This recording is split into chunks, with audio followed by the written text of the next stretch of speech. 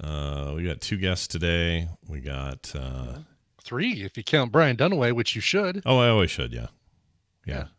It's a foregone that he's coming because he's great. Yeah. We love him. And today's Patrick Stewart's birthday, so we're going to talk about that with Daryl. Pat Stew. Oh, Pat Stew. Getting the birthday on. That's all right, so we'll talk about that and more. Lower Decks mainly we're going to talk about because the trailer's out, and I have thoughts. Yeah. All right, here we go. Recording is going, and time to go in 3, 2, 1. These next couple of riffs are some serious, like, surf punk riffs, dude, from, like, you know, surfers, except for the one band's from Nebraska, okay? But, you know, still a surf riff, okay? Let's check them out. The neck bees. The neck bees.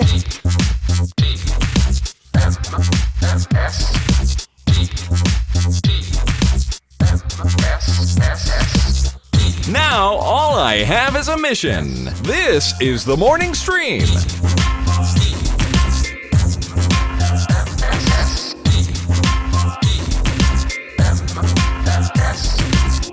Good morning, everyone. Welcome back to TMS. It's the morning stream for July 13th, 2020. Patrick Stewart's birthday and my mom's today. Aww, happy birthday to both of them. My mom, she turned, let's see. It's either 82 or 83.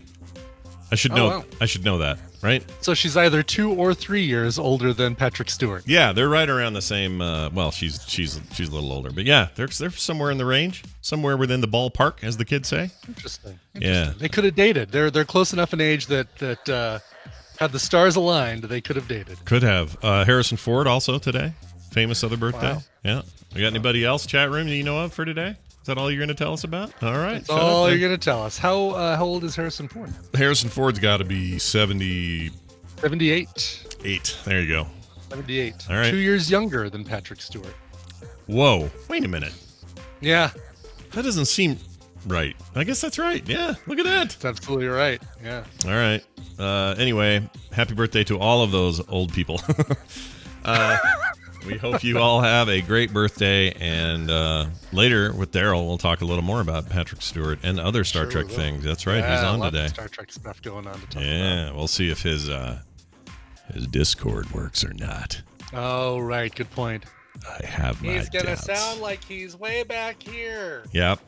As we know, Daryl doesn't know how to use the internet, as we know. Also, Steven will be here, a bunch of other stuff, so stick around and enjoy the show. All right, nice to see everybody live as well. I need some help, Brian, with a quick thing.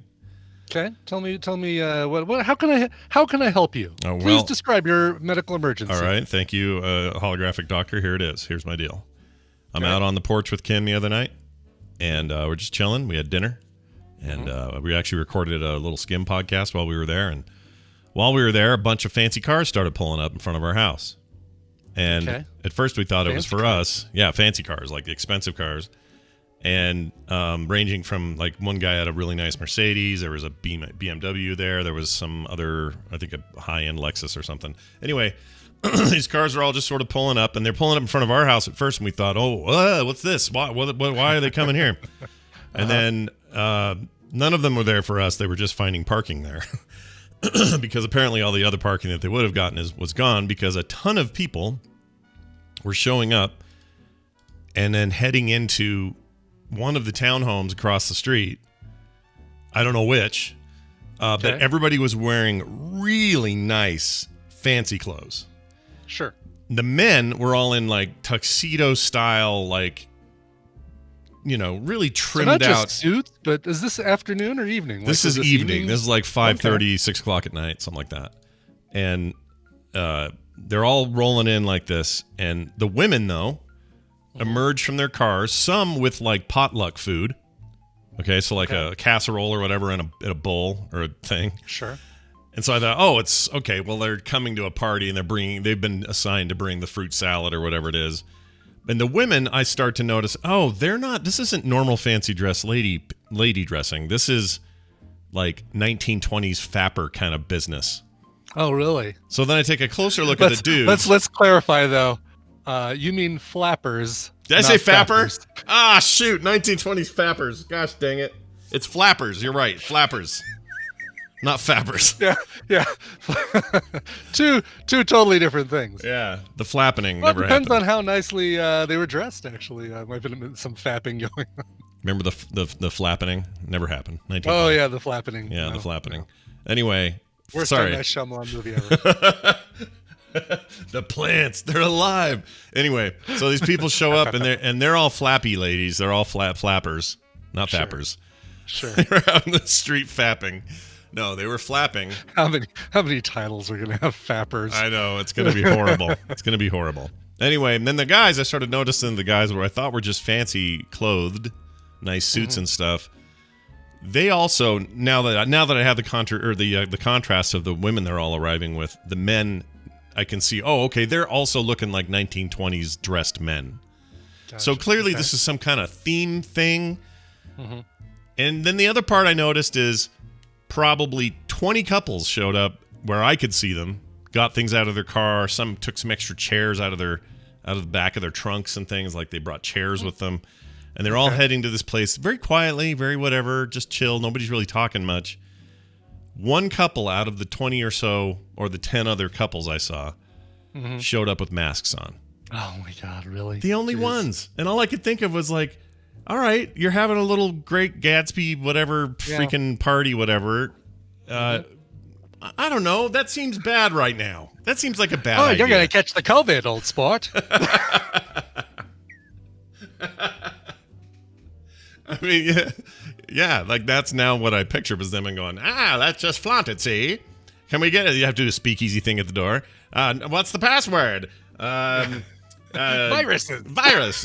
Come on in, pal. You'll be first at the bar. Like, I don't know what this looked like with this event, but I was kind of dying to be in there to see, because not only was it all these people, but that many people crammed into a relatively small townhome. What we don't know, though, I mean, the people who showed up in their fancy cars came from the same household, so they probably wouldn't need to wear masks around each other. They might have gotten to the place and put masks on before they went in. It's possible. They could have. That's true. I didn't think of that. And they're not. I know they're not outside because there's no way in those suits and dresses they were going to stay in that heat, because it was 5:30 at night or in the afternoon, but it was still like 98 degrees or something. It was But you hot. said they were bringing chairs and stuff, like outdoor chairs or indoor chairs? They look like foldable. They're like church chairs, like the kind of thing you'd see a foldable chair in a church or something.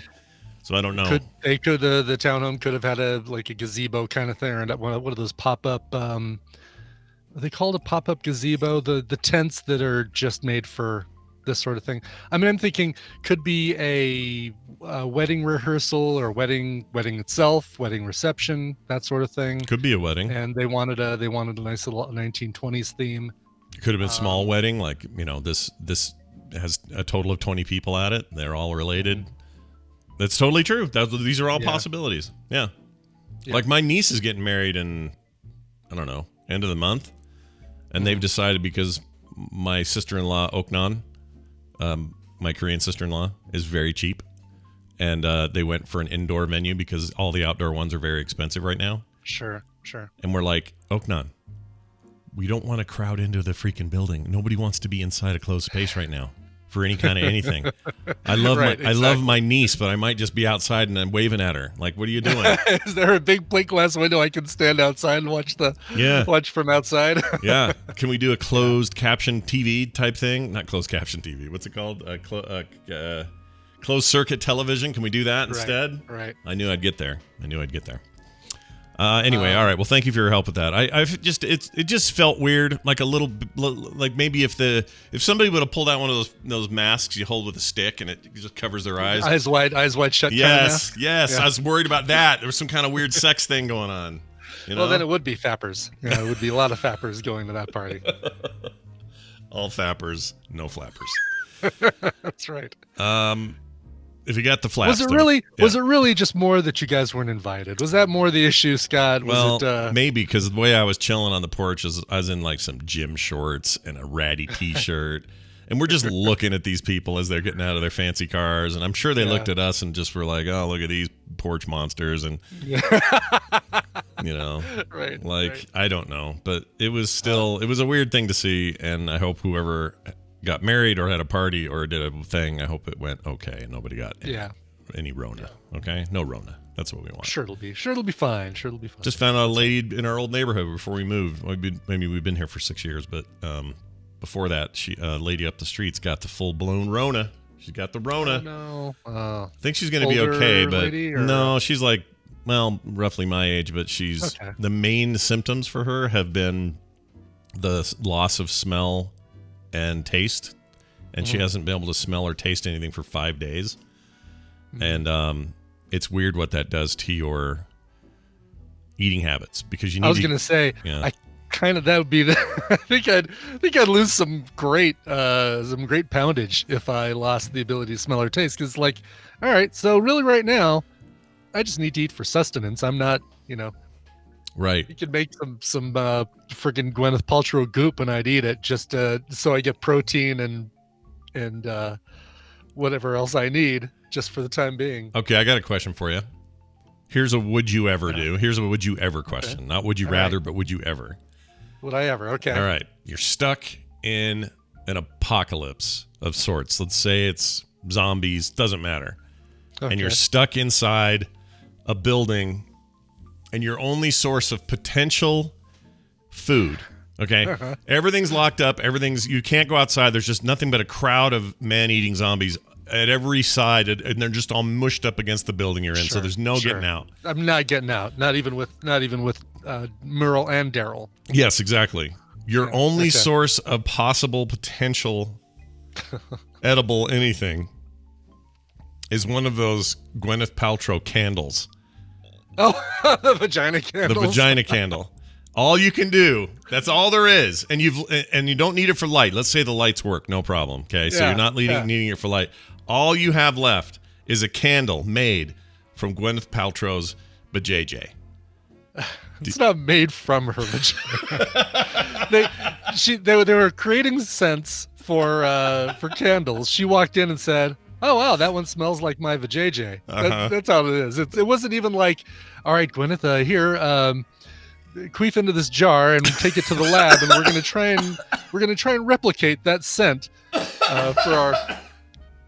Oh my gosh, I can't believe you said that. Oh my gosh, that's funny. I'm sorry. Are we still doing TMS PM? Is it TMS PM still, or are we in the morning now? I can't remember. Steam MS PM. All right. So, that was funny. Anyway, it's a candle. I'm not going to get any sustenance from it anyway. I'm going to die. But if there's nothing left and you got to just chew on something, like some people eat bark or whatever they got, like would you just eat a candle? This question still holds. Forget about the where it came from or what's in it. Like, would you eat a candle? I probably wouldn't, because I wouldn't feel like it was going to extend my life any further. It really wouldn't, would it? We need to get one of these candles and just smell it and say, okay, that's just really so we can be done with it, right? Arctic forest. It's yeah, I want to be done with it. Honestly. Yeah. Can someone send us a vagina candle so we can be over this? We could probably just, I wonder if we can order them. They were sold out last time we looked, last time we talked about this. Only weirdos bought those, right? I know. When you buy one, do you get put on some sort of watch list? I would hope, maybe. I would hope you might. And I don't want to see what your Amazon recommendation list looks like after that. Like, what are they sending you after that? Oh my gosh, dude. Jeez. That clip of you. You back killed me today. Seriously, I had tea entering my throat when Brian did the Q word, and I $75 for one of these? Nope. Yeah, sorry.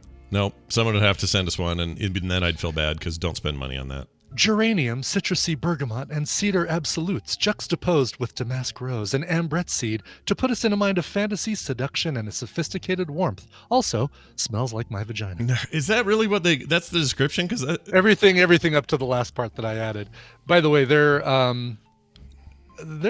some stuff. I guess I've never really shopped on Goop, because the recommended second thing, people who bought this also bought.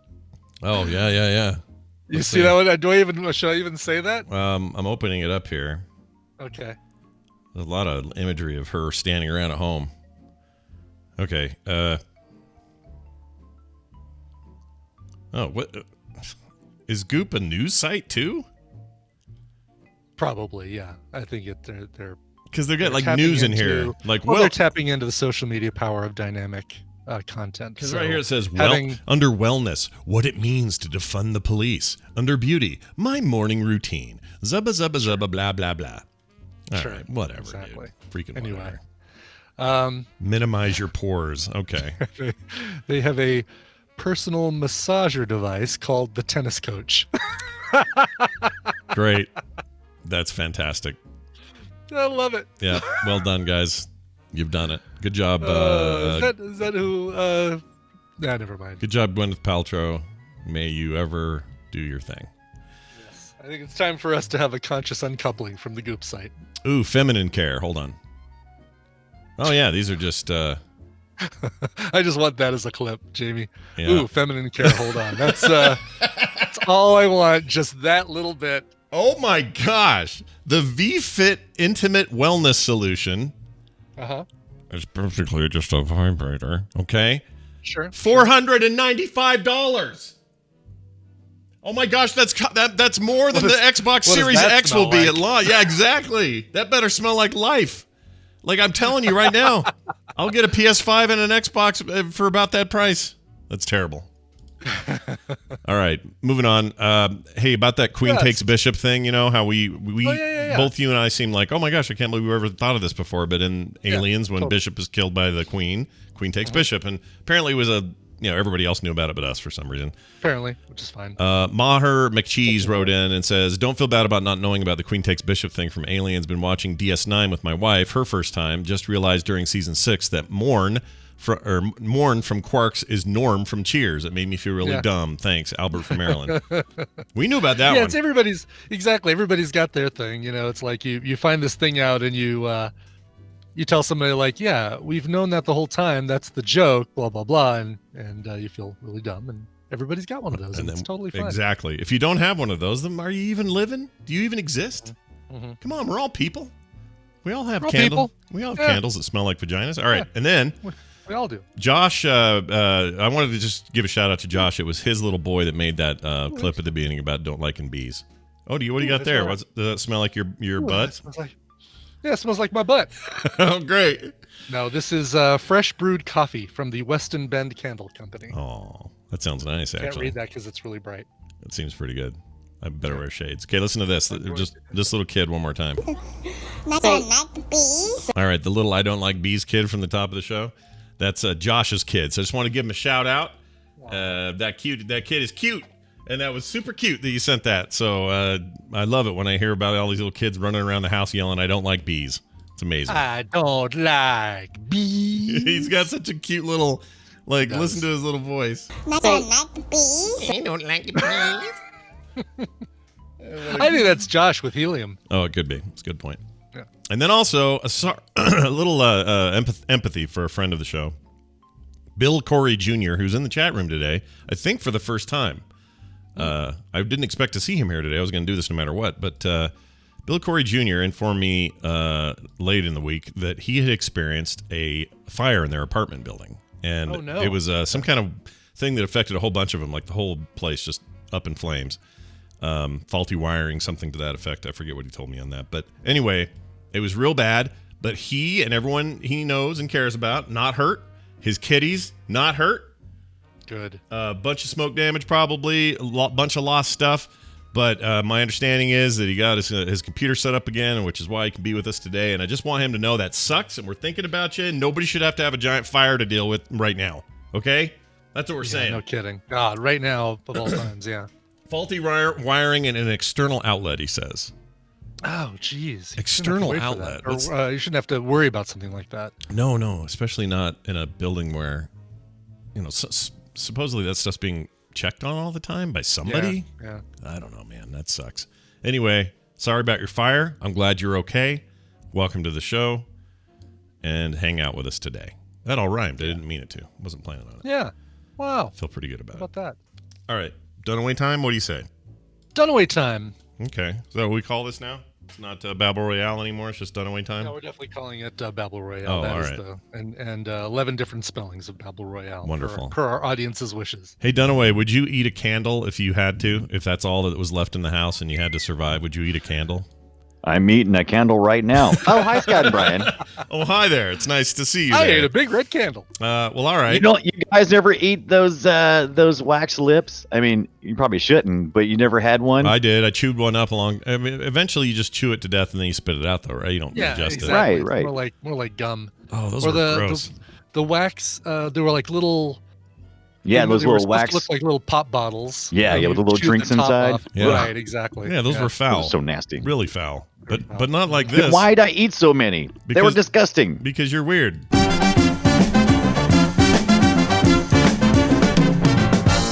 Hey, that music means Brian Dunaway's here for Babel Royale, a chance for us to compete in a little contest of trivia and fun and see if a listener can't win some stuff as a result. Brian Dunaway, it's great to have you here, man. How are you feeling? How are you doing? I feel fine, Scott. Thank you. Yeah. Great episode of Film Sack this weekend. I really enjoyed it. So good. What Yeah. did you expect from Terminator 3? I mean, here's the thing. I didn't expect to like the movie as much as I did, but mainly I was Me worried too. the episode would just be, oh, here we go, another Terminator movie, and like, would we have a lot of new things to say? But it was like one of my favorite of the last few months of us recording. It was really fun. So It's still a little inside baseball. It's still hard for me to write an intro because I did have to go back and actually look at what I said for Terminator and Terminator Salvation just to make sure I didn't do the same thing for this one. yeah, It's the jokes. It's the same joke. we only it- have one more. You guys, no, I'm sorry, two more: Genesis and Dark Fate. Dark Fate, yeah. And then we've got an entire franchise under our Film Sack belt. Did we like watch they, Salvation? Yeah, we did. Yeah, we did. Totally did. Yeah. Okay. You don't remember that? No, I don't. That was the most recent. I think it was actually Yeah, Salvation was the most recent before this. I within the watched- last 12 months, I think we watched. Okay, so there's a couple of movies I watch over and over again, regardless of Film Sack, and that's like the Alien series, Terminator series. I've seen them so many times. It's hard to remember. How do you feel about Predators? You like those guys? I'm not as big a fan as the Predators 1 and 2 were okay. The Yeah. Predators and all this stuff, I'm like, Predator 1 is still just an amazing movie. Everything yeah. else is and, kind and of... 2 is fun. It's different, but it's fun. It's okay. Mhm. Danny Glover was not the best choice, in my opinion, but whatever. It's fine. I think it was a good choice for fun. Yeah, for fun. It's always for fun. I mean, him standing around that Predator ship and walking around and going, oh no, Yeah. I'm getting too old for this. And he's like, that was amazing. Oh, no. Right. All right. On the line, we have a patient listener who's going to help us compete today. Hi, who's this? Hey, it's Jonathan from Denver. Well, hello, Jonathan from Denver. I assume you and Brian have met before. Jonathan from Denver. Is that true, Brian? Have you guys Have met? we? Have you come to any of the meetups or anything? Or No, I have not. I just moved here not that long ago. Oh, man. Okay. All right. Well, one day. When Put him on the spot. One day when the air I look clears. forward to it. Yeah, it'll be fun. yeah. Well, good. I'm a new listener on the thing today, so this will be great. Brian, Ibbett, you want to explain to him what he could win and how it works? I'll do all of those things that you just said. I'm going Okay. to give Scott and Brian a topic, and they're going to go back and forth with answers for that topic. If one of them gives a wrong answer, a repeated answer, or they take too long to come up with an answer, the win is going to go to the other player. Your job, Jonathan, is to predict who's going to come out on top based on the topic. Today, you are playing for Bumblebee, the movie on Vudu, courtesy of Anthony, as well as Holy Cow, the greatest movie of all time, according to one of our players here. Mad Max Fury Road on Vudu. Oh, I thought she was going to say Logan again. No, but we do have, I think we have another one of those too. A courtesy of Jesus or Jesus. I don't know if it's which pronunciation is correct. Also, because I think we didn't give away the prize last week, Battle Chasers Night War and Fell Seal Arbiter's Mask on Steam. And if we Jeez. did give those away, I have not sent those codes out. So if you did win last week, I'm trying to think. What was the last? Somebody picked me picked Brian, picked me, Brian. and then I lost. yeah, I think that was it. Yeah, Okay, yeah, I don't think I I remember think what it these was. are still his, or these will be his if he wins today. That's true. exactly. So Okay. if you are correct, you'll win all of this huge prize code package. But before you can start, you need a topic, and this one comes to us from Jamie, I believe. I'm going to confirm it while I'm describing it here. No, I take that back. Comes to us from Aaron McCabe. Aaron McCabe says, inspired by Monday's Babble Royale late night show hosts. Oh, that's the one, right? They picked Brian and you won, Scott. Yeah, That's right. That's right. That's right. It was crap. Yeah, I blew It was you. a barn I blew burner, him out. is what it was. Yep. We've got the Saturday Night Live 5 Timers Club. In other words, Wait, people we who've did hosted that the one. show. I looked in TMS Babble Royale, the website, and I did not find it. So I don't think We we've done it. have done it. Hold on, 5 Timers Club. Remind me what that means exactly. No, People maybe who Scott hosted the hasn't done show- it then. People who've hosted the show 5 times or more. Oh, 5. I don't think we've done 5 times or more, but we did do one where it was like, Yeah, we've done one similar to that. I'm not averse to doing it. I'm Here's- just saying it. I thought we had 2, and I looked it up, and I did not find it. The only Saturday Night Live stuff we had Weekend Update anchors and Coneheads actors who were in, who are Saturday Night Live. I remember this for some reason. Me I too. thought I did too. I don't know if we talked about it for something else, but I'm looking at the TMS Babble Royale website, and this has all of them because Bobby Franks went and wrote down each of these, and I'm not finding it at all. And I've looked under several different ways of looking for it. Interesting. Maybe we're if this is a Mandela effect, this is a doozy because all of us It's are a hell having of a. It's a hell of a. That is a one hell of a doozy. Yeah. Exactly. Well, let's Anyway. give it a shot. That's fine. Irregardless, if we've done it before, let's see how well you remember the answers. On this list, there are about 20 names of people who've hosted 5 times or more. I want you to name them, and that's really all there is to it. Jonathan, knowing and hearing that it might be something we've done before, and they might actually have some experience with it or not, whose chances do you like better on this, and who do you want to start? Let's do Scott to win, Brian to go first. Okay. Okay. All right. Scott to win. Brian Scott to go first. Hi. Hi. So I'm going first. I'm gonna go with I'm gonna go with David S. Pumpkins. Tom Hanks. It's a great choice. He has hosted 10 times, the first being in December of 1985. Oh, geez. And he became a 5-timer 5 years later in December 1990. 85, would that have been for Splash or something like that? Probably. Promoting that? Probably, Yeah. yeah. Okay. His most recent hosting appearance was actually during the pandemic, the second to last episode of SNL that people did with their Zoom cameras and phones from their house. Right. Okay. Oh, it just hit me that maybe the guy I was about to say. See, this is so weird because I'm having deja vu, but also I'm unsure of the answers. Mhm. This is a very odd experience. Okay. Let's go with Christopher Walken. Christopher Walken. More yes, cowbell. Christopher Walken. How many times? He's hosted 7 times, starting with January 1990, and 5th appearance was May of 2001. All right. Took him 11 years and 119 days to reach the 5-timers club. Wow. I thought that So was... since this guy actually lives in Rockefeller Center, right? I think he actually lives inside the building. He's been on it like a million times. Alec Baldwin, Does he live there? I didn't know that. 30 at Didn't 30 know that. Rock. I know that he's the No. guy He that they doesn't call. live there, but he must live up the street because he's always on. Yeah, practically lives there. He is, according to the book, Live from New York, they have a certain group of people that they call upon whenever a guest host that they've been working with all week all of a sudden can't do the show. Like, They pull in Alec Baldwin or a couple other people who I'll mention later. Hmm. But don't Alec mention him Baldwin, now. yeah, I won't. Alec Baldwin actually has the most Oh, with 17 appearances as host. wow! Has it been that many? As host, not even including his Trump impersonation guest I didn't think about appearances, starting with April 1990 and most recently hosting in 2017. And you did say host for the 5 times club. Okay, just making sure. Host, have to be a Not host. disappearance. Okay, making sure. Okay. Exactly. All right. They have a whole jacket and everything that they do. They do Yes. skits about it and They everything. do skits about the jacket. There's a room like an not a room but It's a like a green lounge. room, but it's Yeah, lounge. a lounge that's specifically for 5-timers. All right, 5 timers. This is tricky. Yes. It's not Run DMC. They haven't been there 5 times. Probably Steve But it is Martin. tricky. Steve Martin, maybe. Steve Martin, that's a second good most number of hosts. Okay. Most times hosting. 15 times Steve Martin has hosted, including, I think, the second episode of SNL in October of 1976. Maybe not the second, because they would have started in September.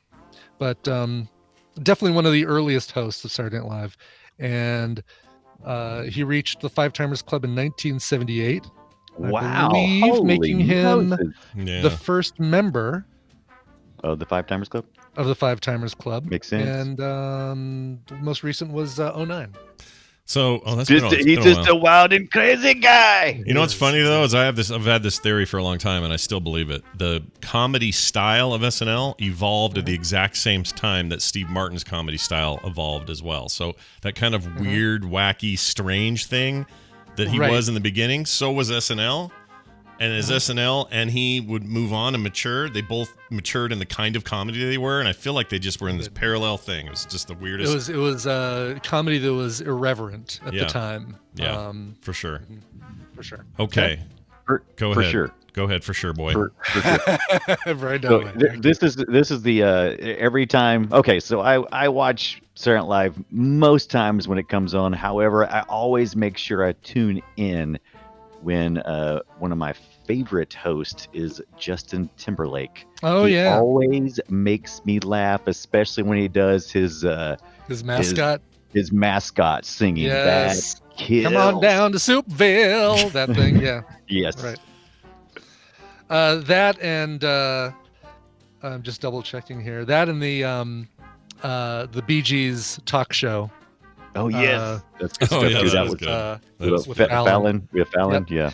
Yeah. Yeah, Justin Timberlake only 5 times, but he is a 5-timer. Starting with 2003. Oh, now I'm nervous. Yeah. And 5th appearance was and his most recent appearance, March 9th, 2013. March 9th. Okay. Now we're getting into the weeds. This is just a guess, but it just seems right. Billy Crystal, probably. Billy Crystal, absolutely. Okay. He was another. Wait, hold on a second. No. Okay, Wait, change mine. Change mine. for Wait. sure, but this was one that I thought was so sure that I've got to actually double check a second source. Oh, okay, interesting. He I hasn't mean, done any recently, so it would have been a long time He was ago. a member of the cast for a long time. Right. Yeah, that was not hosting. Exactly. Hold on. It's all return wow, hosting stuff. I would have thought that would have been an okay answer. That's how certain I was that. It's gotta be. That's But how certain. It's been a long time since he's done any. Did he have a falling out? No. No. Neither did Steve Martin. He hasn't done it for 11 years. As special guest, let's see, as cast member, 1984 to 1985. As host, only April 17th, 1978, March 17th, 1984, and May 12th, 1984. 3? Only 3 times. No! Dude, that you would have easily picked that too, right? That was not just me thinking I would that. have easily picked that Yeah, because I thought that since being a cast member, he's been a host. Frick. No, there's 2 that I remember this coming up most recently about. Spike the ball, Brandon. Always spike Right. the ball. Yeah, I remember this spike it. coming up most recently a couple of years ago. There was like a time when Jonah Hill. Mm-hmm. They made a big hubbub about that, and then like Well, the wasn't funny too thing, many episodes. Not too many episodes after like that. It was like Scarlett Johansson or something like that. I mean, it was. right. So Jonah Hill, the joke with Jonah Hill, and that's why I didn't want to say much, was that he was the bartender in the 5 Timers Lounge. That's right. That once he reached 5 times, they made him the bartender and said, no, it's natural that, once you're 5 times, then you become the bartender here. And then Scarlett Johansson came on and she went to the room and he's still tending He's the bar. bartender, yeah. And he's like, oh, you just became 5 times? Well, then you should be doing this. No, you're. So wait, so he is a 5-timer? Jonah Hill is? He is a 5. Yeah. Jonah Hill and Scarlett Johansson. According to that skit, he was. Damn it. Who else Jonah is in Hill's there? 5. All right, here's everybody you could have said and should have said. Ben Affleck, Drew Barrymore, Candice Bergen, Chevy Chase, What? Danny DeVito, Oh, yeah. Will Ferrell, Tina Yeah. Fey, John Goodman. John Nobody said Goodman! John Oh, John Goodman. Ah! He's 13. He's a like 13. really, he's been a really old one too, but hasn't he? He's been doing it so he's the forever. other one. He's the other one that they call upon whenever somebody drops out. Elliot Gould, really early on, 5-timer. Buck Henry, also very early on. He became. It took him just under 2 years to become a 5-timers club. Wow. He hosted so much of those Wow, first, that's crazy. the first couple seasons. Yeah. Dwayne Johnson, The Rock, Melissa No. McCarthy. 'Cause Really? she even did a skit about her 5-timers club after her 4th time, and she miscounted. So, and lastly, Bill Murray. Of course. You know what I must be doing? I must be putting Billy. Sorry, you said Bill Murray, and it threw me off. Yeah, Well, who did I say, and it was wrong? you said Billy Crystal. Oh, Billy Billy Crystal. Crystal. Okay, it's like You're I think thinking about nipples and crochet needles. No, I'm trying. I'm conflating. What? I think I'm conflating his Oscar stuff with this. Is what I'm doing. Because he was on the. He did the Oscars like tons he's of a them. 5 times Oscar host. I think he's also guest hosted the Tonight Show several times, which was the thing that people might be confusing with this. Is the Maybe, but if somebody finds out we've done this before, let us know who won that one. Was it yeah, I know. consistent? I'd actually like to see what you guys guessed. I remember going down this rabbit hole, so there was a reason why I wouldn't have just like said, hey, I want to look up 5-timers club on SNL. Right. I don't think I would have done that. I think it was pushed for some reason. By the way, Ibbot, you don't remember Billy Crystal's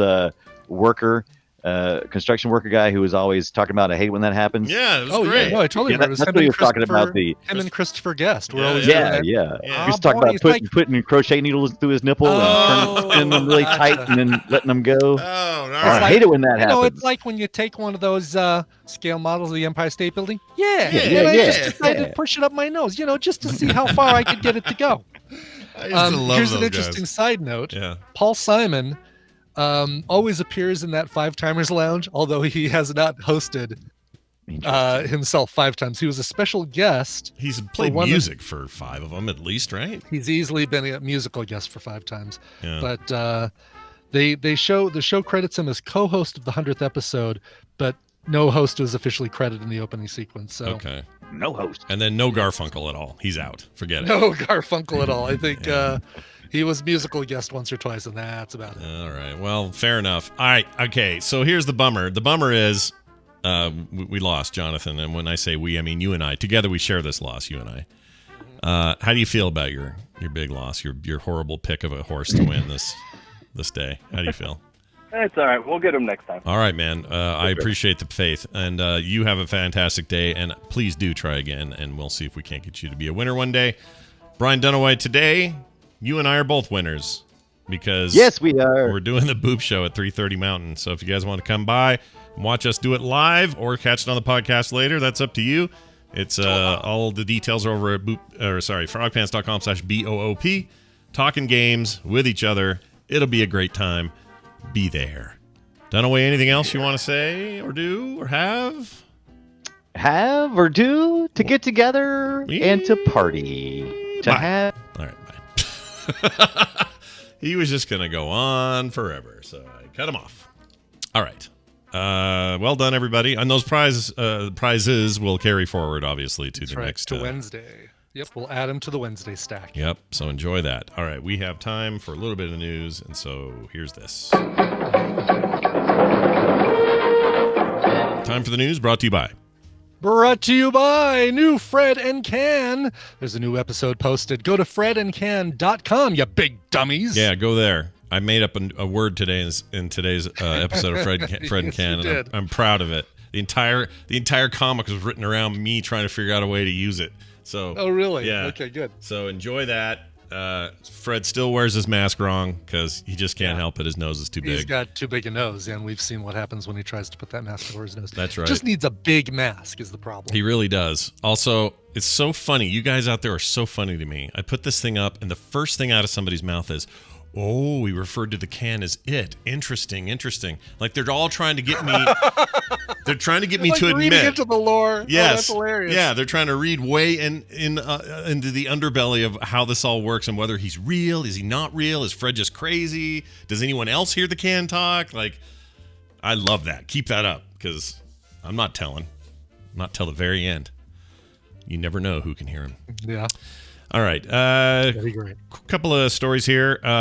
This is really gross. So do we have to start with this one? We have to. Just make breakfast. We have to. This is something we have to do.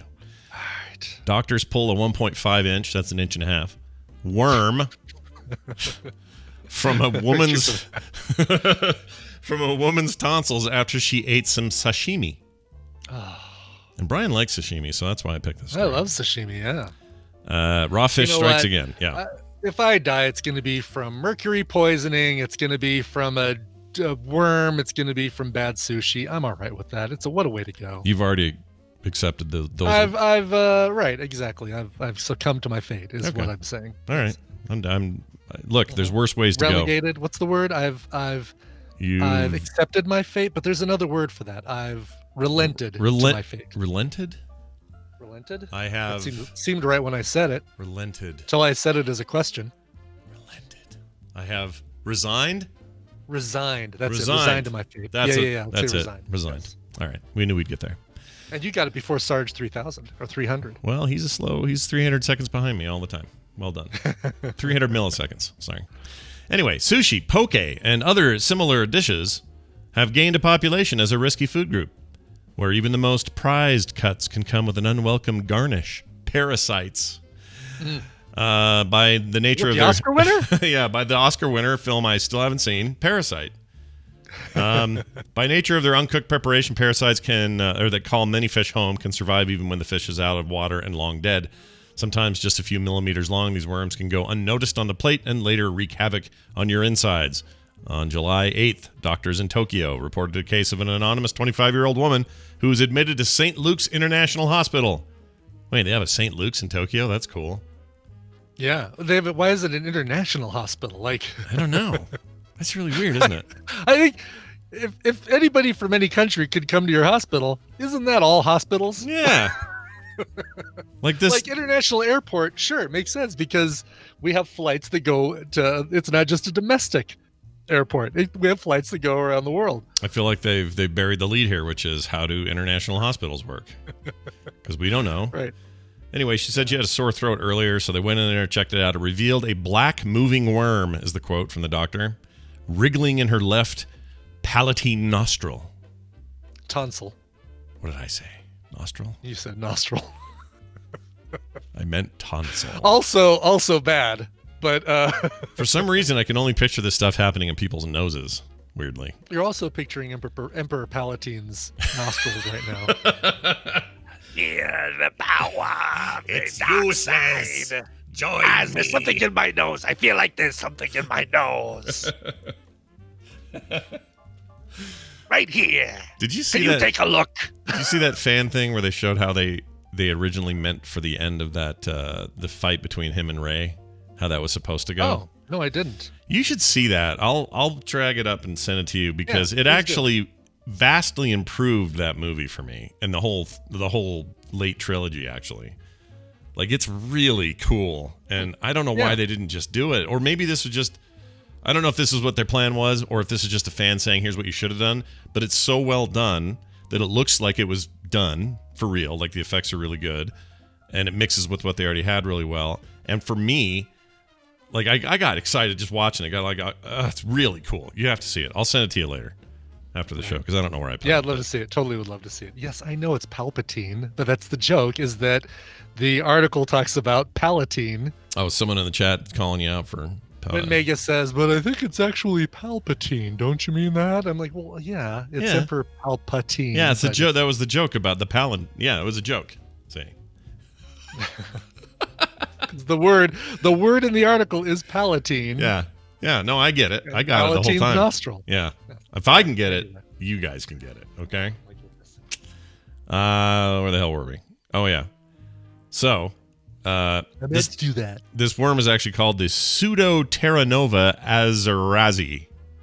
That was another show I really liked was Terranova. Terranova was cool. It could have been cool. Let's say that. Could have been cool. It was about to get cool because they had just kind of taken away all the safety of the show, which was what made it so bland. Yeah. And the very last episode of the season was like, all right, we've destroyed all the barriers that were keeping the dinosaurs out. Oh no, we got canceled. Bye. Yeah, I felt like they were on the verge of something there. People were a little too pretty though, and it was a little too careful to be. It's ABC, I mean, or NBC. It was a network thing. Yeah, could have been cool on cable or something. Yeah. Bums me out, but I like the dude in it, the old guy that was in Avatar. Avatar, yes. Can't think of his name, but I love that guy. Yeah. Anyway, this thing's a parasitic roundworm. Back to the worm that's in this person's nostril. Sorry, tonsil. Your tonsil should not be in your nostril. That we know. Nobody's tonsil should be in your nostril. I don't care how you're kissing. Hey, do you know how you can predict whether your tonsils are going to go bad? Do you know this? No. How? You ask. No, that doesn't work because it only. Okay, I'm sorry. What if you? How do you know when you got a nose problem, or if you're going to have a nose problem in the next year? How do you find out? Okay. I'm kind of making this up as I go. Yeah. I'm still making this up as I go. But so how do you know if you're going to have a nose problem in the next year? Yes. I don't know. You ask Nostradamus. Oh yeah. Okay. I thought the answer was you ask. I'm like, that doesn't make sense no matter what the first part of the question is. I mean, when you're workshopping in real time, we're a dad joke that may not land. You gotta, you gotta work. Please it. continue your Patreon subscription. Yes, please do. Don't pull out now, guys. Please, bad time to pull out now. Yeah, don't pull out now. Also going in the mashup. Yep. In this study published by the American Journal of Tropical Medicine and Hygiene, they noted that the woman had consumed a meal of assorted sashimi 5 days prior and suffered a sore throat ever since. This is how they determined the sushi was to blame. They wrote that her symptoms rapidly improved after a tweezer removal of said worm. They measured the worm at 38 millimeters. That's 1.5 inches long. We should just convert to metric. You don't need to tell us the inches, people. Right. And a millimeter wide, and noted that it was molting on the outer cuticle. It was kept in circle in my head, which revealed this worm was a fourth stage larva of the Pseudodoteranova arazanavi. Pseudoteranova. You run to put extra doughs in there. I do. There's just one dough. I do. Pseudoteranova azorasi. I can't figure it out. Normally, these things are known to infect your digestive tract and give you like diarrhea till the end of your day, right? Sure. But this one, she actually maybe got lucky. Got it jammed in her tonsil and they could get it out. So. Yeah, she's super lucky. That's better than like 20 years ago. And, I got the runs every day, all day. Why? This is better than that. Yeah, this is true, but all of it's bad. But sadly, not enough to keep me from eating sushi. Sorry. All of it's bad. All right, we're gonna take a break, which is not bad. And while we do so, we will prepare ourselves for Steven Schleicher and Daryl Skeels. They'll be here today talking about their respective stuff. So stick around for that. In the meantime, Brian brought a song. He will now give it to us. I did. Poppin' Gene, who I think we may have played before. I don't have that ability yet. That ability isn't ready yet. I can't do that yet. Not ready yet. They can't join our group. I can't put that there. Man, that was weird.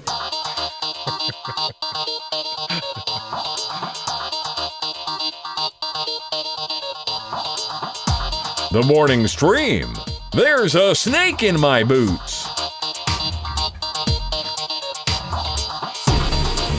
All right, we're back, everybody. That was a cool song. Tell people again where they can get that or what that is. Absolutely. It's Poppin' Gene, Poppongene, all one word. Her brand new album is called, or EP is called Futures Unsure. And that's the song Don't Even Know. By the way, this is a Muppet. Man, that was weird. It's a Muppet. Oh, really? Yeah, it was a Muppet talking to a bunch of Kermits. There was like a duplicate Kermits going backstage on the Muppet Show, and this guy goes, Man, that was weird. I don't know what character it is. I've never seen it before. Funny. Is that from the new Muppet stuff, or is that old? Like, something in the new Muppet stuff hasn't aired yet, right? Yeah, it's something in the. Well, let's see. So the Muppet Show started in the 70s. Did it end in the 80s? I don't remember how long it went because it feels like this was 80s because Kermit's wearing like shoulder pads. Like, okay. And it looked like maybe it was kind of a revival of some sorts. Maybe it was that Muppets Tonight or whatever it was called, or I don't remember. Right. I only know the early one, but yeah. Not Clifford. Was it Clifford? No. I don't know, but he was like he may have been a dog. Man, that was weird. Anyway, I just want to know more about him. That's funny. Somebody pointed out, and it's totally true. Sounds a lot like Peter Griffin from Family Guy. Oh yeah, a little bit. Man, that was weird. Yeah, a little bit. Yeah. All right. I'm going to. Who am I calling? I'm adding Steven. Call Steven Schleicher. Okay. All right. Thank you. Let's pull him into this business. Appreciate the reminder. Apparently, I needed it. Steven. All the way from Hays, Kansas, and the headquarters of MajorSpoilers.com comes one, the only, Steven Schleicher. Good morning. Hello, Scott. Hello, Brian. Hey, man. Hello. How the heck are you? I am doing well. You know, I got a complaint. Let me just tell you this real quick. Oh, okay. Just one? Yeah, just one. So I wish to voice my displeasure. that's right. Is this the complaint desk? Because I'd like to make a complaint. In this coffee this cup, is Wendy's. this coffee cup here that I'm holding up contains matcha tea. Okay, and the other day I had one of these here at the desk, and I had it sitting right here, and I jerked really hard and moved my hand this way, and I dumped I didn't dump it, but I jostled the cup so that it went lulu like that, and went bloosh bloosh out of both sides, and one big chunk of that bloosh landed right on my right click mouse button of this mouse I'm holding up. This is my favorite mouse. I love these mice. And it got inside, and I thought I got most of it out of there. It hasn't gummed up anything, except when I right click, it feels mushy and weird, and I'm pissed. And I don't know what to do. I don't want to just take this apart. I don't know what to do. What would you do, Steven? Get a magic mouse. All right. Let me fork over the... There are no cracks. There are no buttons. Yeah, it's only going to cost you $200. $200. Is that what those are now? No, they're like $100. Jeez, Yeah, I think it's like 60 or 70 bucks. Okay, well maybe it'll be all right. But yeah, I'm just annoyed because in here, I know if I could just get under this clicky part, I could clear it out. But that means I'd have to break the mouse. I don't know enough how these are constructed. So anyway, Logitech, if you're listening, don't worry about it. It was my mistake. Okay. Hey, Steven, San Diego Comic-Con still coming. Are you ready for it? Are you all set? Oh, boy, am I ever. Oh, what are they doing? I don't even know. Once it got canceled physically, I didn't know what was happening. It did get canceled physically. And as I said, when all this COVID stuff first started, I said, hey, these conventions that are canceling, what they should do is take the convention online. And they've already done that once with WonderCon. And they're taking apparently everybody else's words to heart. And they are taking everything online. Not just a few panels, like every single panel that they can do, they've got it going on. Just for example, on Thursday between 10 o'clock and 11 o'clock, they have 12 different panels that they'll be running on their YouTube channel. Jeez. 12 different panels running on their YouTube channel concurrently. Oh, wait a minute. So they're gonna have 12 live streams running on that channel. 12 live streams running on their channel. Wow. That's crazy. But you'll be able to do VOD, right? So if I think you will because it's all going. Things, it's all on you. It's all on YouTube, and I'm sure they're going to archive anything because they would be really dumb to immediately after it's done go, yeah, well, we're deleting it. Bye. So it'd be so they're going to do like you would have if it was a live event. All of these events sometimes happen simultaneously, so they're going to show them simultaneously.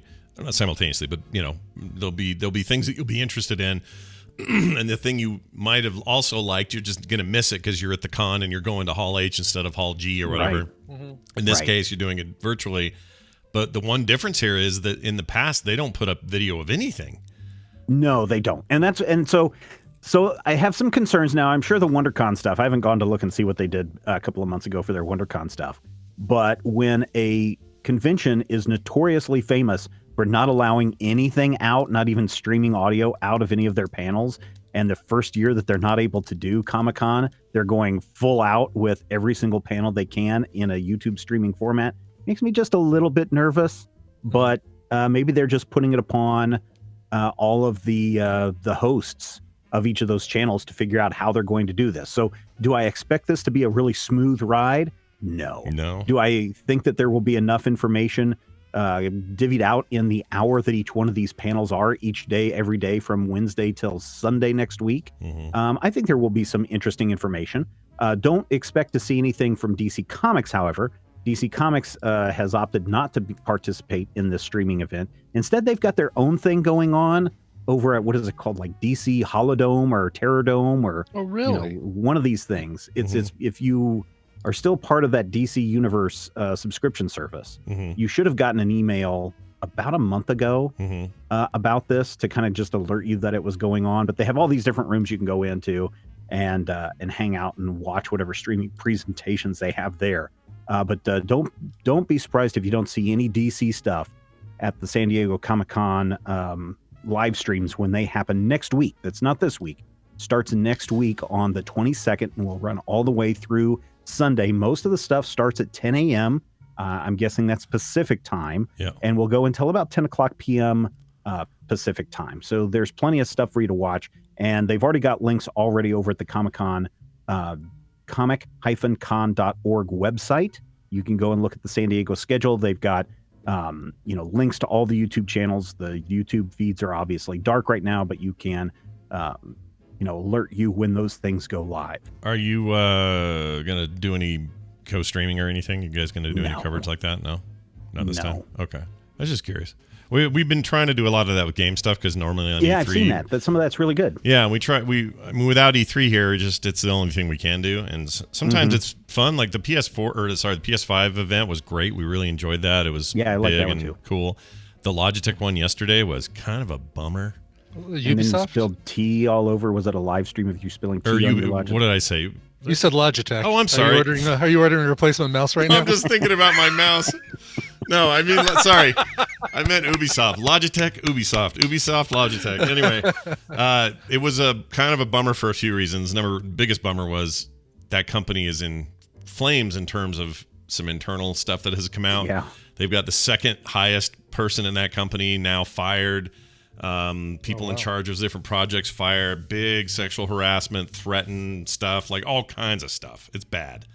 And so it didn't address any of it. And so that already made everybody just kind of go, are you just not even going to say anything? Like, you just going to pretend like nothing's going on? And then the event itself, they showed like 3 new properties. Everything else was stuff we already knew. And even in one of the properties cases, they were just like, hey, remember the guy that plays Gus Fring on Breaking Bad? Here he is again, playing basically Gus Fring in Far Cry 6, and that's all we're going to tell you. We don't have any other details, and so it was a little bit of a downer. I don't know. But my point is it's like more hit and miss than E3 is, because at least E3, it was like, it's on the schedule, it happens, it's either good or it's bad or it's whatever, but it's there. And I wonder if this will be anything like that, if there'll be, how the panel audio will be at Comic-Con, how... will this be a good alternative experience to what it would have been had you been there? Probably not. Well, so no, I don't think that, and don't get me wrong, I'm not down on conventions. Conventions are a great thing to go to, especially if you're going to go and see people that you really want to meet, like creators, if you want to find out information about things that are going on. For those people who have never been to a convention and sat on a panel, like some of the panels that are at the San Diego Comic-Con, don't be surprised if it's a bunch of teasers for just like, hey, here's what's coming up in the months ahead. And also don't be surprised if sites like Major Spoilers haven't already talked about a lot of the announcements coming out from these publishers, because they send them out to us about 2 weeks before and we start putting them up. So don't be surprised, speaking of Ubisoft, don't be surprised when Dark Horse panel comes up and they talk about the new Valhalla, Assassin's Creed Valhalla prequel comic book series that will come out in October. Don't be surprised if they've already talked about it and you go, oh, wait, I've already heard about that before. Because that's kind of what these panels are, is they're just kind of little PR moments for people to talk about projects that are coming up, not giving a whole lot of detail. But if you want to get excited about something, or if you want to hear creators talking about a specific topic, then certainly they're worth checking out.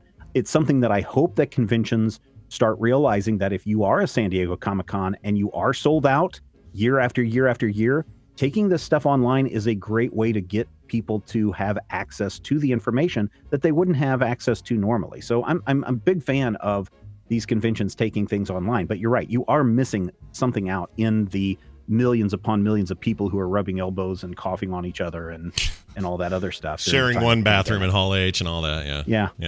Well, you're my coverage for Comic-Con. I go to Major Spoilers. Yeah, I don't know how we're going to do this year, because it used to be we were doing the coverage because you couldn't get access to the panels. Yeah. This year, I don't know if we'll even do that, because everything will be on demand. If you want to find out something, you'll just go to the video and watch it there. So I don't know how this is going to affect our coverage. Well, I'm going to keep an eye on it and watch to see how it goes. So that'll be good. Also, you said 2019 was a very good year for comics. So we have numbers in for last year. Comic Cron and ICV2, which are 2 websites that cover the marketing part of the industry and the shipping part of the industry, they have come together with their numbers, not official numbers, because of course nobody knows what the official numbers are because Diamond doesn't release that stuff. But they have calculated that the comic book industry in 2019 actually did better than previous years. In fact, it's the all-time high with over $1.21 billion worth of comic book sales in the direct market, in digital comics, in graphic novels, all of these things put together. 1.21 billion, which is a huge number. What is most interesting about this is that traditional single issue comic book sales slipped slightly, as did digital comics. They dropped about $10 million from $100 million down to $90 million. Still nothing to sneeze at. But where the biggest increase was in trade paperback sales, which jumped phenomenally from the year previous. And if you scroll down, I think a little bit further, Scott, you'll see at the very bottom of the page, they've got the North American comic sales by format. And you'll see that graphic novel sales were $765 million worth of the overall comics for 2019. And that's a big deal. Now, kind of keep in mind, this isn't just trade paperbacks of collected series, although much of it is. But over the last couple of years, I've been saying that there are some companies like Boom Studios and like IDW Publishing and a few others that have been going direct to the trade, direct to the graphic novel for a lot of their series. You know, if it was originally supposed to be a 4-issue mini, they'll just release it as an original graphic novel. That's where the money's being put down at. That's where people are buying their stuff. So I will expect to see traditional single issue sales slip in the years to come.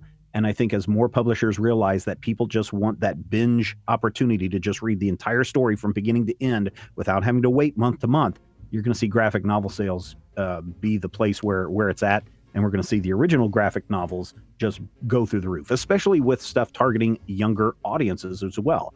That's the other part of this story that is not spelled out in this press release from these two, is that DC, Marvel, IDW, every single publisher has now recognized that the young adult, hey, maybe we should start attracting kids to this crazy world of comics. That's where the sales are. Yeah, you know where it all started. We should probably refocus on that age range.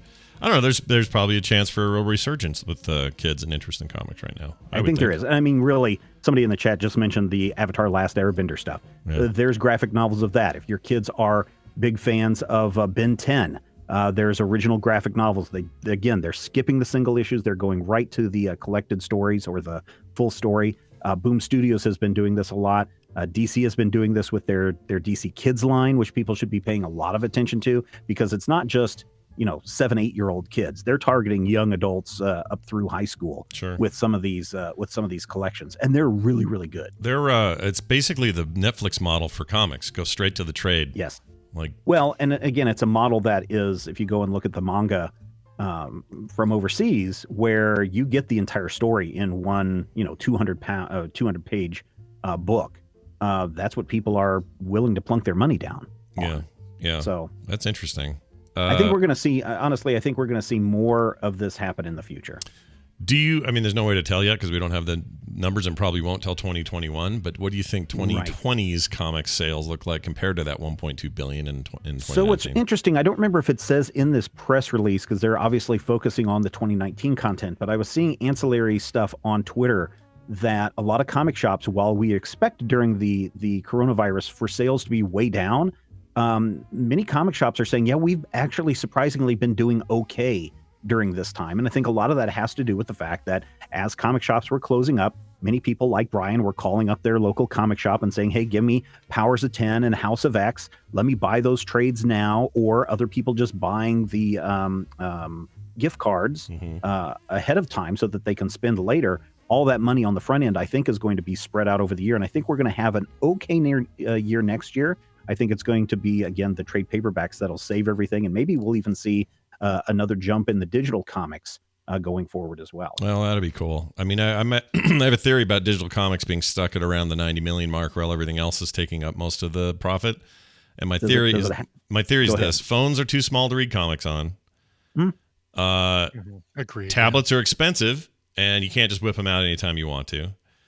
And I mean, not that it's my preferred way of reading them, so don't get me wrong. Yes. This isn't me like saying, hey, paper's the only way to go, because it is, for me, it isn't. But I just don't think it's mass markety enough. Not everybody's got a tablet worth using, and not everybody's got a phone that's big enough to read the damn thing. Sure. So just a couple of things and I totally agree with you 100% on everything you said. I will say, though, that the Amazon Fires, the little Kindle books, the ebooks, those work with Comixology, so you can read them there. So you get it's a little bit smaller. But the other thing that with digital comics that people don't realize is you have something called guided view, which zooms into each panel and fills the screen so you can read it that way. And I enjoy reading that even when I'm on my computer. I'll often go into guided view so I can see just a really big close-up of those individual panels. I can't remember. I have a Comixology Unlimited, and I use it pretty frequently, but I can't remember the last time I did it on phone. So I'm actually just real quick going to click on one. Yeah. The other thing that is really hurting digital comic sales right now is the price. And that's because they charge whatever the cover price is of the print comic, they're charging that same price for the digital. And there's a lot of people are just looking at this going, why am I paying $5 for something that is really a 99-cent purchase? And so a lot of people, I think, are avoiding it because of that. Oh, you know what? Guided view's not bad on phone. Yeah, it actually looks pretty good. Yeah. And, if you can go horizontal, you can go vertical on that and fill up that frame. Plus, you can use pinch and zoom too. Yeah, and I don't know. I guess on the iPad, I tend to, which I'm using a Pro 12.9 inch, so I don't ever do the guided because it's just big enough. I can read it like a real comic. Yeah, it's roughly the size of a comic book. Of an actual comic page. The cool thing about that, though, is it almost feels like you're watching animation, which I really like. Even with the big screen, I do like the guided view still. It's like you're right. It's like animatics or something right. Almost could hear music to it, while you're doing it, or audio or sound or something. Anyway, I've been kind of I'm kind of back in on digital comics right now, and I'm super stoked about it. But to see that lower number, it's still nothing. I mean, that's not a bad number. That's a lot of money. Yeah. I mean, I think 2 years ago, it was $100 million in 2018, and that was the highest it had been. So seeing it drop down only by 10 million is not a big deal. And I think, honestly, we're going to see more people start to make the switch completely to digital in the future. In fact, that's what I have done. And I talked about this a couple of weeks ago on our Finally Friday show, which is our live show that we do on twitch.tv/major spoilers, Fridays, 4:00 p.m. Central Time. Where I talked about how I have no more room for physical comics except for trade paperbacks and collected editions. And I had to contact my my comic book supplier of 20 plus years and say, you know what, I'm done. I'm not going to do single issues anymore. I'll go either digital issues or collected trades that I can get from Amazon. Yeah, that's me too. But it makes me want to re-up to Marvel's, what's Marvel's called? Marvel Unlimited. Unlimited. They're all using the term at the unlimited. And it's not really unlimited, but no, it should be called Marvel Limited. Marvel mostly limited. Yeah, kind of limited. Marvel, a selection of comics we're giving you this month. Yeah. They give you a lot, but they do. Yeah, but it's like, oh, I really want to read such and such. And it's like, no, sorry, that's not available right now. Right. I get you. Now, a couple of other things about digital comics. If you're into it, if you've realized that, oh yeah, I keep forgetting that, I want to get that new Amazing Spider-Man when it comes out next week or whatever it is. Yeah. You can subscribe to the digital comics through Comixology, and I think also through Amazon, since they're the same company. But yes, they'll automatically charge you that whatever that price is, and then it's automatically put into your Comixology account, so it's there ready for you when you're ready to open it up and read. Yep, that's how I do it, and it's cheap. It's the Comixology thing is cheap, like it's for the Comixology Unlimited. Yeah, for the Unlimited, it's like $4 or $5 or whatever it is. It's super cheap. But anyway, yeah, comics, man, they're here. They're still here. Yeah, they haven't left yet, which is good for major spoilers and all of us. Kids anymore. Yeah, who knew? I didn't know. Did you know? Who knows? Anyway, Steven, anything else going on the site that people should check out this week? No, I don't think so. We've got a lot of things going on over at the site. Of course, I'm sure we'll have press stuff leading up to the big convention. So be on the lookout for stuff from Boom and Dark Horse and Marvel and DC. They're all starting to send us stuff. So that stuff will start to pop up between now and next week. So you can find out all your Comic-Con related stuff over at majorspoilers.com. Nice. And also, as always, what do we have stay to do? hydrated. Oh, stay hydrated. Right. You know these things, of course. We'll see you next time. Oh, it's always good to talk to Steven, isn't it? It is. Totally is. He's the best.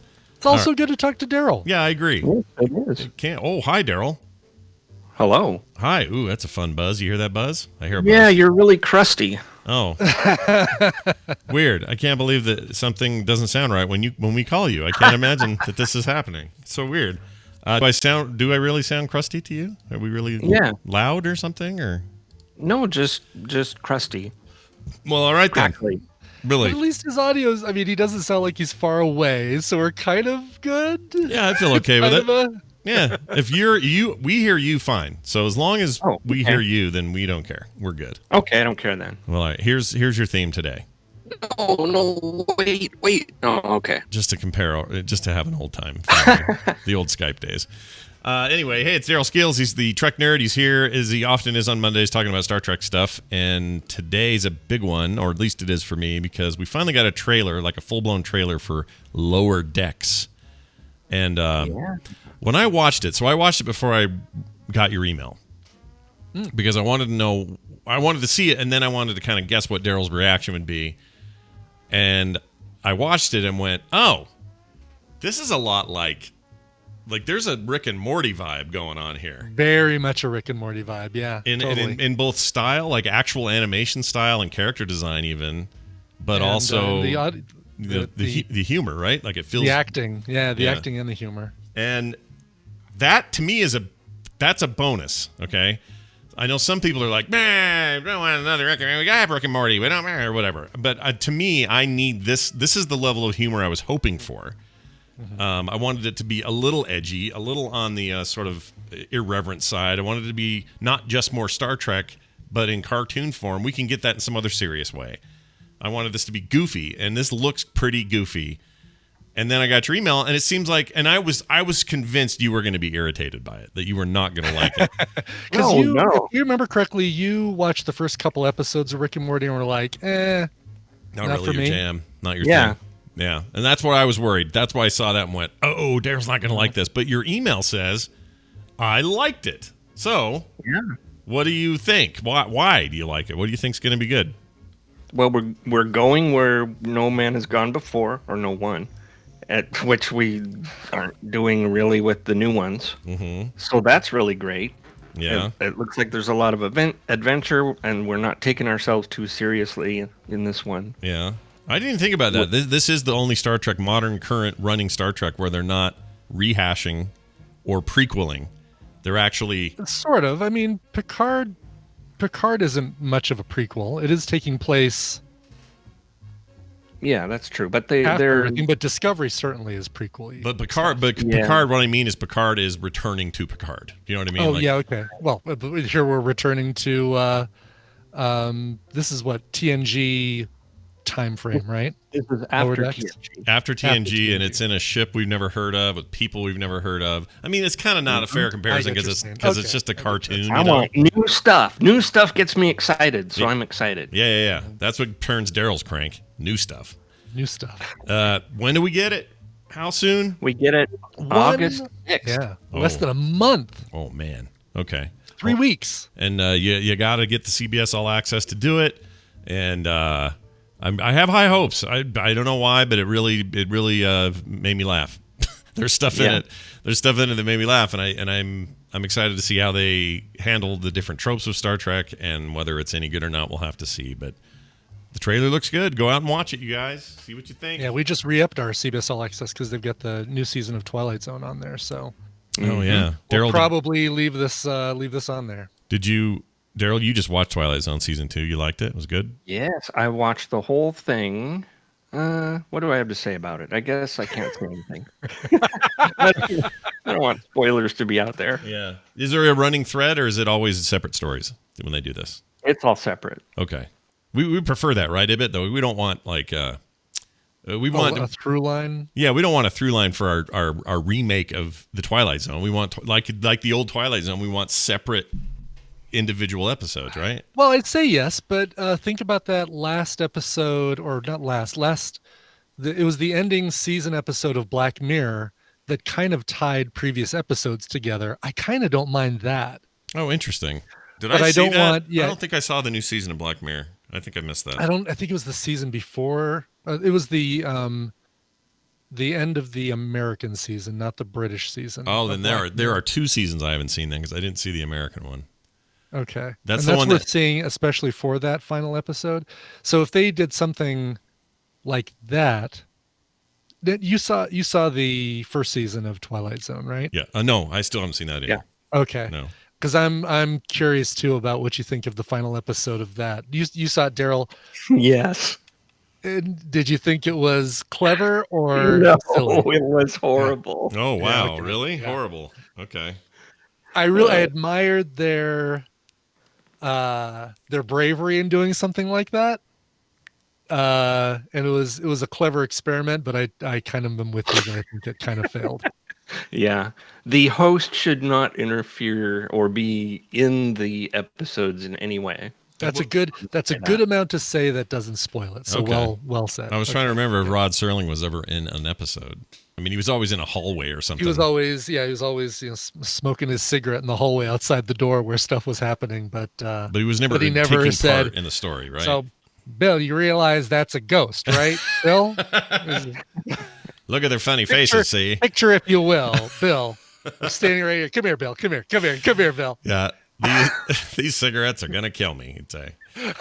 All right. Well, okay. I want to watch that. So maybe I'll re-up and watch that until the cartoon comes out. But yeah, good. But I think we have some high hopes for Lower Decks. Do we know how long the season is going to be? Is this a thing where maybe we wait 2 months and then jump on CBS All Access so that we can binge the whole thing? I would suspect so. And these are half-hour episodes. So yeah, they're only going to do them weekly, I think, and piecemeal them. They'd be dumb not to, because that's, otherwise people would be like, great, is there a way I can just subscribe to CBS All Access for one day? Yeah. Yeah, exactly. Like that's the problem with a service that doesn't have like a huge, deep catalog of constant content. Netflix gets away with it because there's always something else to watch, and you can binge and then watch something else. Yeah. Even in those cases, sometimes Hulu's like, we're doing it week to week, or Prime will do that occasionally, but I'm excited to see it. So coming up, everybody, watch for that. Also, virtual San Diego Comic-Con events, which we talked about with Steven, include Star Trek Discovery, Picard, Lower Decks, and Strange New Worlds. And Strange New Worlds is the other animated thing? No, that's the Captain Pike one. That's the Pike one. Oh, right. All right, which is probably the furthest that with off. Ensign, and that's with the Ensign mount, right? Mm-hmm. With the Ensign mount. Keeps your Ensign firmly attached to your wall. Yeah, you need to use the Ensign mount if you're going to if you were going to mount your TV and you want it done right, you get the Ensign mount. Right. So wait a minute though. That's the furthest off though, right? That thing's nowhere near production. Right. Okay. Yeah, but we'll get to learn a lot about what they plan to do, and that's cool. On the 23rd at 10 a.m. Pacific time, you will learn all about all those things. You should do a co-stream. That's what you should do. Unless San Diego Comic-Con may have some rule against it. I don't know. Sometimes they do. Video game companies are less stringent, but I don't know. Comic-Con might get It would be better than the stream I'm doing now on Twitch, which is look at my cat eat grass. Wait, is your cat eating grass? Wait, are you on camera? I didn't even notice. Oh, look at this. Daryl's cat's eating grass. Hold on. How do I get you big? There we go. Oh yeah. Wait, why is the cat eating grass? Why is there grass inside? No, it's not inside. Oh, where's your cat? In the yard. Oh, you're watching it. I'm confused. I am too. Daryl? Yeah, I don't know. What are you watching? Because I'm looking at Daryl's stream right now. And I don't see any cats or grass. Are we supposed to be able to see this cat you're talking about? Well, not right now. Oh. It's Daryl Skeels, everybody, the Trek Nerd on Twitter. Follow him there. We'll see you later. Gaga. All right. Gosh dang it. I don't know where that was going. Tina must be cooking toast. Smelling toast? Does everyone smell toast? That's right. All right. All right. We're going to take a dive into a Monday mashup. This is from Jamie. Nice. It's called, hold on. Monday mashup is called Ear Nipples. Ear Nipples. All right, so let that sink in. Here you go. Boink. Boink, boink, boink, boink, boink, boink, boink, boink, boink, boink. I have to do it for them? God, I have to do everything for them. There goes my sister. Watch her as she goes. Oh, that's even better. That's a better one. A reminder. There goes my sister. Watch her as she goes.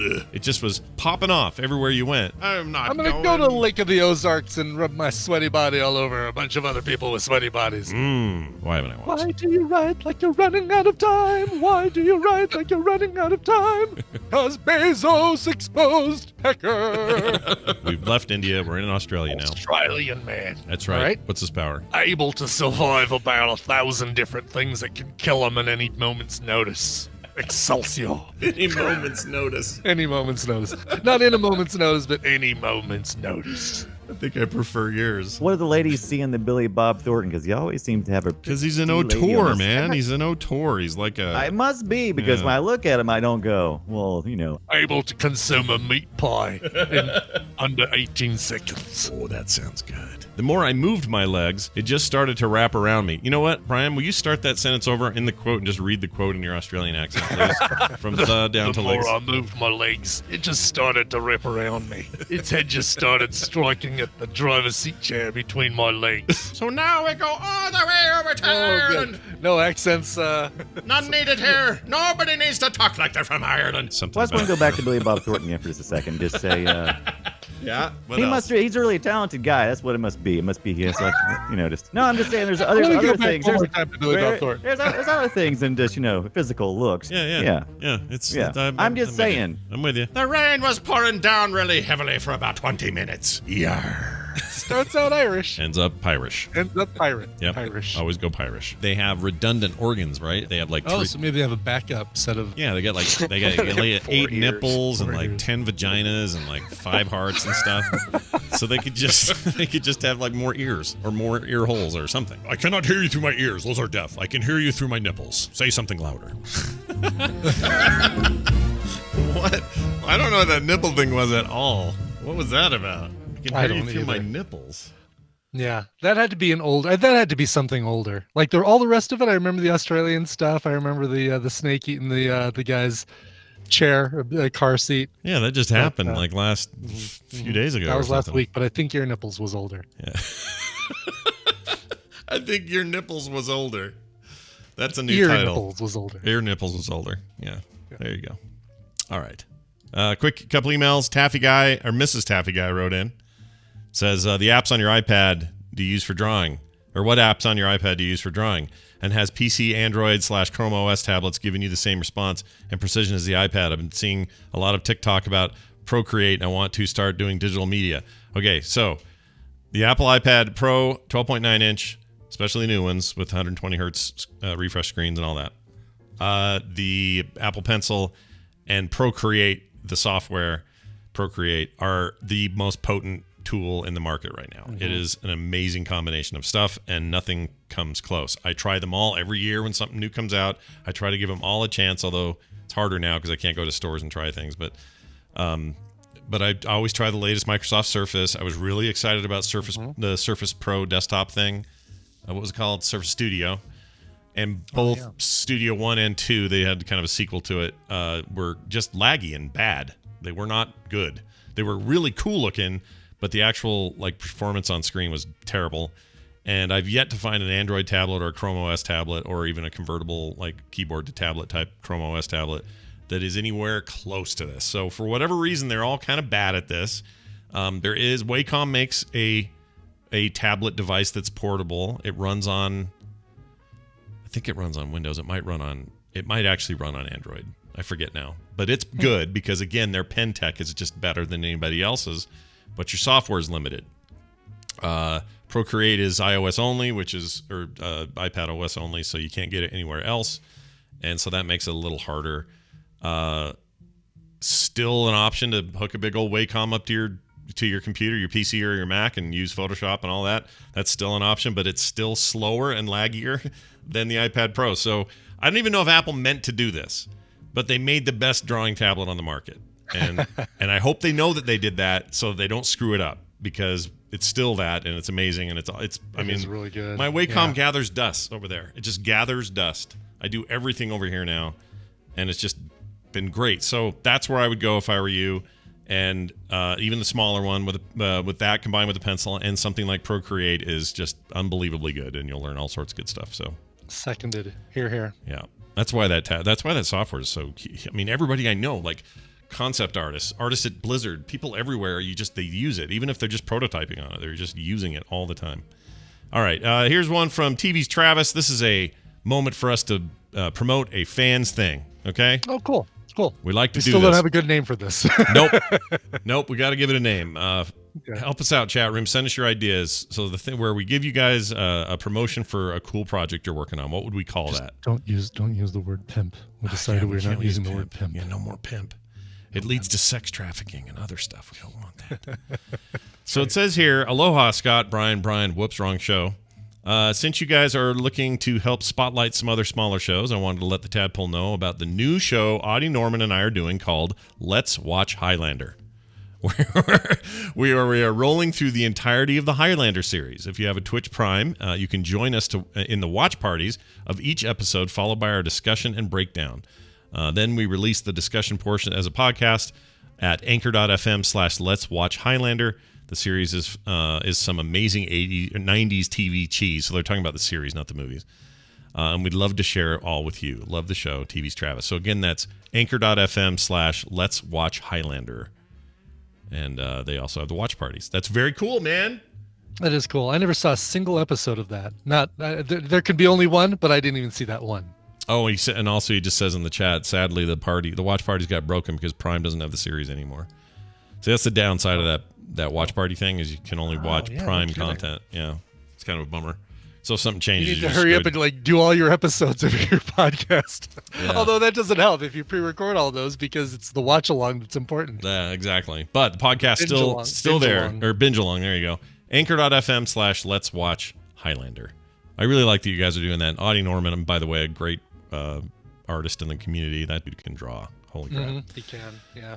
And TV's Travis, always a cool dude. So check that out. If you have your own little thing to promote, we're happy to do it on the show. We're trying to help each other out during the pandemic. Send it in to themorningstream@gmail.com. We'd be happy to do it.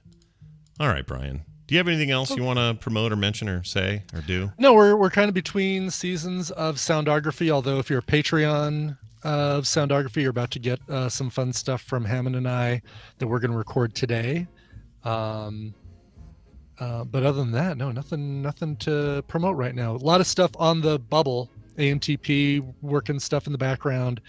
New season of Soundography starting up soon. So nice stuff coming. Coverville this week. We'll talk about that when we get there. Yeah, right now, I don't even know what Coverville is going to be this week. Yeah, it's early, folks. It's early. Yes. That's right. Also, there'll be a new Frog Pants Daily, Frog Pants Plays Daily posted right after this. I got to do some finishing touches on the editing, and then it'll be posted. And then Boop today at 3:30. Don't forget the Current Geek Chronicles Kickstarter is still going. Help us get over that finish line so we can get these episodes out. We are so stoked. Speaking of Hammond, that dude did some kick-ass editing for this thing.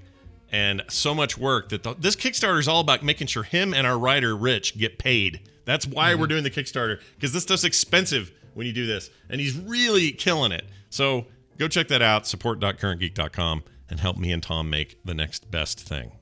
Okay. That's it. frogpants.com/TMS for everything else. Thanks for your patronage at patreon.com/TMS.